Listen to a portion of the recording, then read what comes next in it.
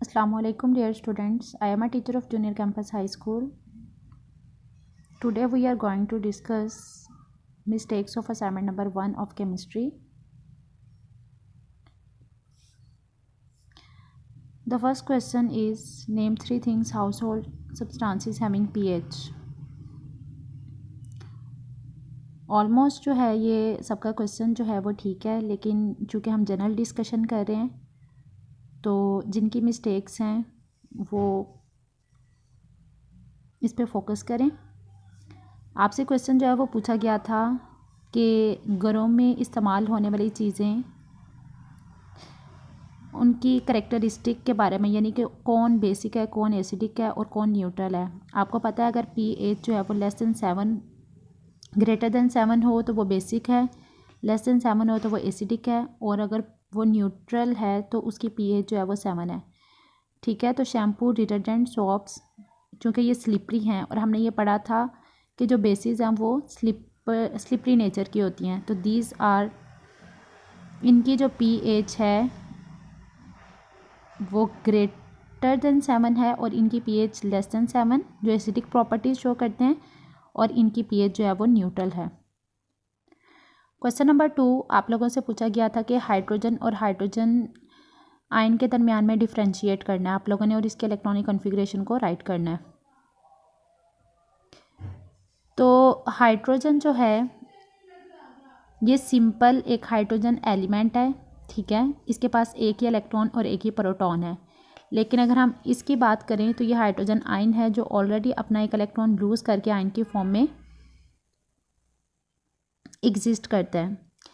अच्छा dear students, यहाँ पे कुछ स्टूडेंट्स ने ऐड किया था कि this is an electron deficient, लेकिन अगर आप लोग देखें तो हाइड्रोजन एटम जो है ये फ्री स्टेट में होने के बावजूद इसके पास एक इलेक्ट्रॉन है, एस सब शेल के अंदर एक इलेक्ट्रॉन है, ये भी इलेक्ट्रॉन डेफिशिएंट ही है, लेकिन इसको अपना ऑक्टेट कंप्लीट करने के लिए 1 इलेक्ट्रॉन चाहिए, इसको अपना ऑक्टेट कंप्लीट करने के लिए 2 इलेक्ट्रॉन्स चाहिए। आप लोगों ने ये बात ऐड नहीं करनी कि this is an electron deficient, both of these are electron deficient, ठीक है। और इसके इलेक्ट्रॉनिक कॉन्फ़िगरेशन को आप लोगों ने एस सब शेल्स वगैरह की फॉर्म में राइट करना है।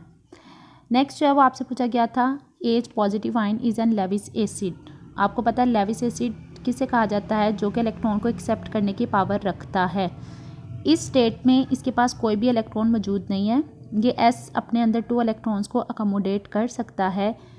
तो अमोनिया जो है वो जिसके पास लॉन पेयर ऑफ इलेक्ट्रॉन होते हैं, ये अपने 2 इलेक्ट्रॉन्स उसको डोनेट करता है और electron coordinate covalent bond electron को एक्सेप्ट करके बना लेता है। तो that's why hydrogen atom, not atom, hydrogen ion is an electron deficient and it is an Lewis acid.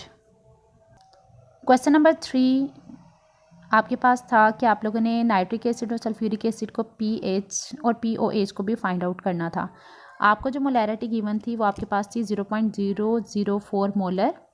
आप लोगों ने डिसोसिएशन फॉर्म राइट की। यहाँ पे आप लोगों ने देखा कि एक हाइड्रोजन आयन जो है वो कंसनट्रेशन में प्रोड्यूस हुआ है, इसको इस फॉर्म में राइट किया जा सकता है। जो भी ये वैल्यू है इसको वैसे ही लिखते हैं, और जितनी 0.004 है तो इसको हम नेगेटिव लॉगरिथम की फॉर्म में लिखते हैं, क्योंकि हमें पता है कि pH लेने के बाद उसने पॉजिटिव में कन्वर्ट हो जाना है। नेक्स्ट हमारे पास है negative log H positive ion. Negative log 4 multiply 10⁻³ log का रूल है कि अगर आपके पास मल्टीप्लाई है तो वो प्लस में चेंज हो जाएगा। बाकी कन्वर्जन जो है वो आपको आती है log 4 plus minus minus 3 log 10, क्योंकि ये पीछे माइनस की फॉर्म में चल रहा है। अगर आप दूसरी फॉर्म में जिस तरह आपको सिखाया गया या आपने किया हुआ है वो भी आपका सही है, लेकिन कुछ स्टूडेंट्स को ये कन्वर्ट करना नहीं आया था, तो आप लोगों ने इस बात पे फोकस करना है। आपके पास इक्वेशन थी pH plus POH is equal to 14। चूँकि pH हमारे पास आ गई है, इस इक्वेशन को रीअरेंज करके POH is equal to 14 minus pH, 14 में से pH की वैल्यू को माइनस करेंगे तो आपके पास POH की वैल्यू आ जाएगी।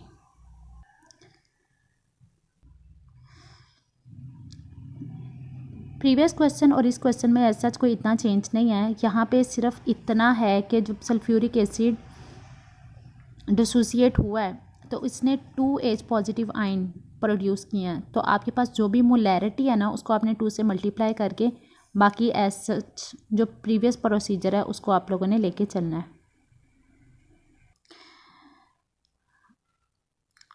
Complete the end balance the equations. आपको पता है कि जब केमिकल प्रॉपर्टीज़ की हम बात करें एसिड की, एसिड जब भी मेटल सल्फाइड के साथ रिएक्ट करता है तो वो हाइड्रोजन सल्फाइड गैस जो है वो प्रोड्यूस करता है। और CuO कॉपर ऑक्साइड ये बेसिक इन नेचर है। तो ये सिंपल आपके पास जो सेकंड है एसिड बेस रिएक्शन है। एसिड और बेस जब मिलते हैं तो न्यूट्रलाइजेशन रिएक्शन होता है ना, तो कॉपर सल्फेट सॉल्ट और वाटर जो है वो प्रोड्यूस हुआ। क्वेश्चन नंबर 5, आप लोगों ने बताना था कि जो BF3 है वो इलेक्ट्रॉन डेफिशिएंट है और उसकी इलेक्ट्रॉनिक कॉन्फ़िगरेशन को आप लोगों ने राइट करना था। अब पीरियोडिक टेबल में जो बोरॉन फैमिली है ना, this is an electron deficient family. Electron deficient family क्यों है? क्योंकि जब बोरॉन, एल्युमिनियम वगैरह हैलोजेंस वगैरह के साथ या किसी भी अदर एलिमेंट के साथ नॉन मेटल्स के साथ बॉन्ड बना लेते हैं ना, उसके बावजूद इनका आउटर मोस्ट शेल कंप्लीट नहीं होता। उनके पास 6 इलेक्ट्रॉन्स बॉन्ड बनाने के बाद आते हैं। उनको अपना ऑक्टेट कंप्लीट करने के लिए मज़ीद 2 इलेक्ट्रॉन्स जो हैं वो चाहिए होते हैं। फिर वो किसी के साथ कोऑर्डिनेट कोवलेंट बॉन्ड बनाते हैं और अपना ऑक्टेट जो है वो कंप्लीट करते हैं।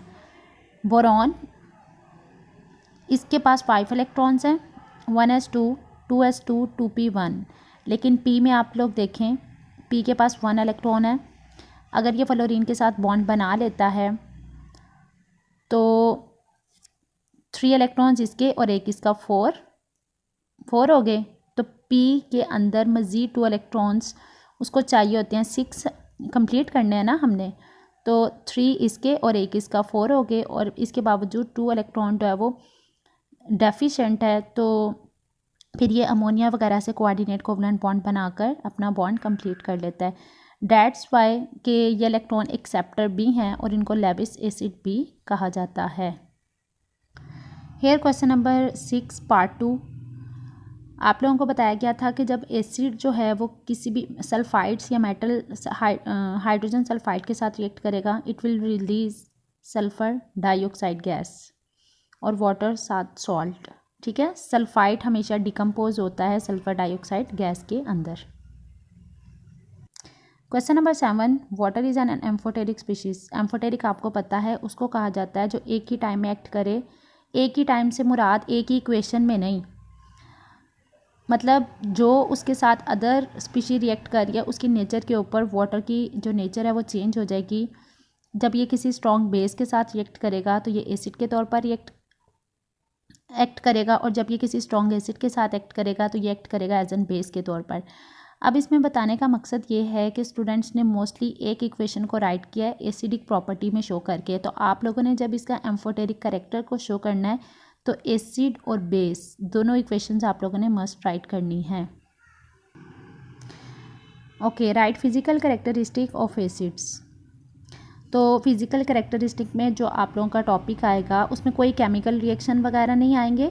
आप लोगों के जो फर्स्ट के उनकी वो कलर कैसा है, स्मेल कैसी है, या वो छूने पे किस तरह फील होते हैं, ये इसकी फ़िज़िकल प्रॉपर्टीज़ होती हैं। ठीक है, तो जो फर्स्ट पेज के ऊपर आपके पास टेबल की फॉर्म में है, these are physical properties of acids and something else, base भी मौजूद है।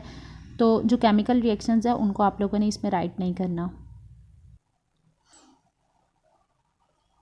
एडक्ट, जब आप लोगों ने एडक्ट का क्वेश्चन जो है वो सॉल्व करना है तो आप लोगों ने उसकी जो इक्वेशन है उसको आपने मस्ट राइट करना है। ठीक है, हाइड्रोजन जो है वो इलेक्ट्रॉन एक्सेप्ट कर रहा है, अमोनिया अपना लोन पेयर डोनेट कर रहा है, तो आप लोगों ने बॉन्ड बनाकर इसको एडक्ट की फॉर्म के अंदर जो है वो राइट करना है। इक्वेशन आप लोगों ने मस्ट राइट करनी है।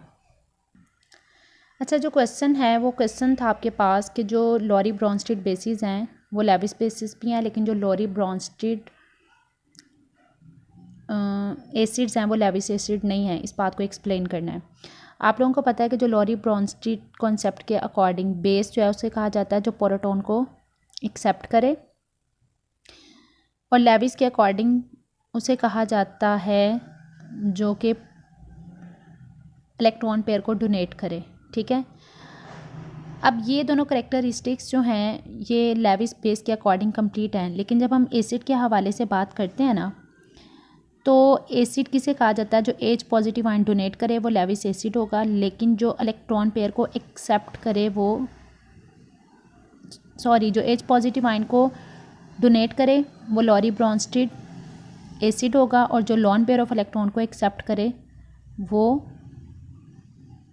लेविस एसिड होगा। लेकिन जब हम इनकी बात करें, ये एच पॉजिटिव आयन डोनेट तो कर सकते हैं, हाइड्रोक्लोरिक एसिड है और सल्फ्यूरिक एसिड है। जब ये डोनेट करेंगे तो ये लॉरी ब्रॉन्स्टेड एसिड ज़रूर होंगे, लेकिन चूंकि इनके पास इतनी एबिलिटी नहीं होती कि वो इलेक्ट्रॉन को एक्सेप्ट कर सकें, that's why these are not Lewis bases. इसीलिए जितने भी जो लॉरी ब्रॉन्स्टेड एसिड्स हैं वो लेविस एसिड्स नहीं होते। Pure water is not strong electrolyte. जब आप लोगों ने इसकी एक्सप्लेनेशन देनी है तो आप लोगों ने इसकी इक्वेशन को रिवर्सिबल रिएक्शन के फॉर्म में राइट करना है। How insoluble salts are prepared. ठीक है, इनसॉल्युबल सॉल्ट्स को आप लोगों ने इसका मेथड राइट किया है, लेकिन जब आप लोग इक्वेशन इसकी राइट करेंगे तो आपको पता है दो सॉल्युबल सॉल्ट्स मिक्स होकर एक इनसॉल्युबल और एक सॉल्युबल सॉल्ट बनाते हैं। तो जो इनसॉल्युबल सॉल्ट है ना वो सॉलिड फॉर्म में है, तो आप लोगों ने इसकी नीचे नोटेशन शो करनी है कि ये सॉलिड में है और ये एक्वियस का मतलब ये वाटर के अंदर मौजूद है, तो आप लोगों ने इसको रिप्रेजेंट करना है। Why salts are neutral compounds. Neutral आपको पता है उस चीज़ को कहा जाता है जिसके ऊपर कोई चार्ज नहीं होता।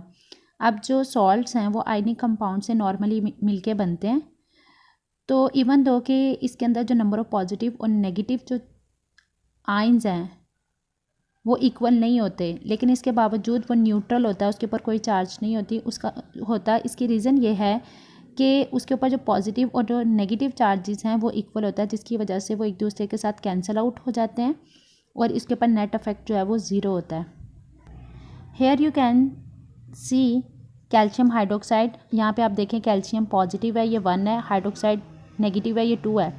आपको पता है एक हाइड्रोक्साइड के ऊपर 1 चार्ज और 2 होगा तो 2 चार्ज, और एक कैल्शियम के ऊपर 2+ चार्ज, 2+ और -2 कैंसिल आउट हो जाते हैं और जो नेट इफेक्ट है वो 0 होगा। Hope so you will understand it very well. Stay home, stay safe, take care. अल्लाह हाफिज़।